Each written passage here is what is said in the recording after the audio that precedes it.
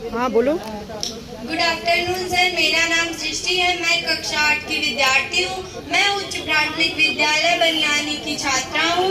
मेरा जो मॉडल है वो मानव में पाचन तंत्र की क्रिया पर आधारित है।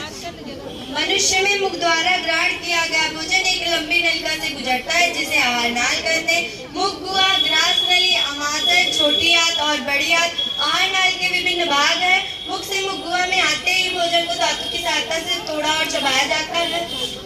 मुख गुहा से जो लार स्रावित होती है वो भोजन में मिल जाती है, जो भोजन को चिकना और लसलसा बना देती है। लार के साथ चिकना और लसलसा होकर भोजन ग्रास नली के द्वारा अमाशय में आता है। अमाशय में भोजन काफी देर तक रहता है। अमाशय की दीवार से जठर रस का स्रावण होता है जिसमें पाचक एंजाइम हाइड्रोक्लोरिक अम्ल एवं श्लेष में पाए जाते हैं। पाचक एंजाइम से पेप्सिन और रेनिन निकलता है। पेप्सिन के द्वारा प्रोटीन का पाचन होता है। रेनिन दूध को दही में बदलता है। हाइड्रोक्लोरिक अम्ल भोजन के माध्यम को अम्लीय बनाता है। भोजन में उपस्थित सूक्ष्म जीवाणुओं को नष्ट करता है और भोजन को सड़ने से बचाता है। अमाशय से होता हुआ भोजन हमारे छोटी आंत में आता है। छोटी आंत में भोजन का पाचन पूर्ण हो जाता है। इसकी दीवारों पर उंगली नुमा उभार विलाई पाए जाते हैं।